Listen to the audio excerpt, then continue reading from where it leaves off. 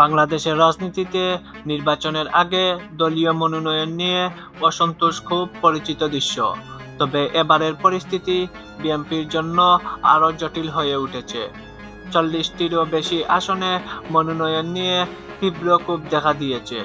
কোথাও মিছিল সমাবেশ, কোথাও সড়ক অবরোধ, এমনকি কাফনের কাফন পরে বিক্ষোভ পর্যন্ত হয়েছে।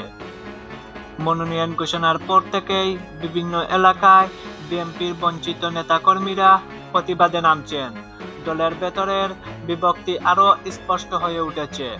অনেক আসনে আশঙ্কা রয়েছে স্বতন্ত্র প্রার্থী দাঁড়ালে ভোটে বিএনপির ক্ষতি হতে পারে।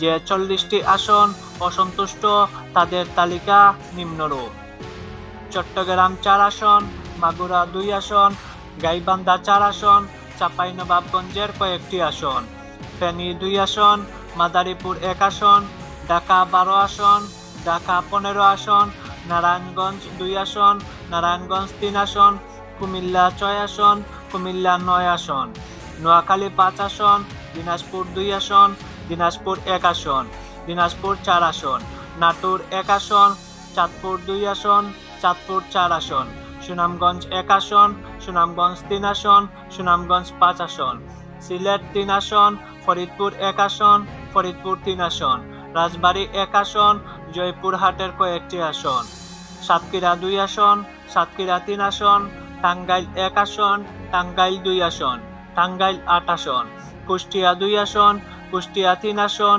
কুষ্টিয়া 4 আসন, রাজশাহীর একাধিক আসন, পাবনা 3 আসন, পাবনা 4 আসন, নওগাঁ ঘোষিত 5টি আসন, ময়মনসিংহের কিছু আসন, চাঁপাইনবাবগঞ্জের কিছু আসন। এই পরিস্থিতি নিয়ন্ত্রণ নিতে কেন্দ্রীয় নেতৃত্ব তৎপর। মির্জা ফখরুল ইসলাম আলমগীর সহ শীর্ষ নেতারা একে একে বিক্ষোভদের ঢাকায় ডেকে কথা বলছেন। কোথাও সমঝোতা হচ্ছে, কোথাও প্রার্থী পুনর্বিবেচনার সম্ভাবনা আছে।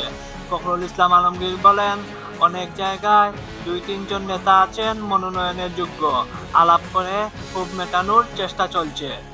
এইসব অসন্তুষ্ট আসন বিএনপিকে বেকায়দায় ফেলে দিয়েছে।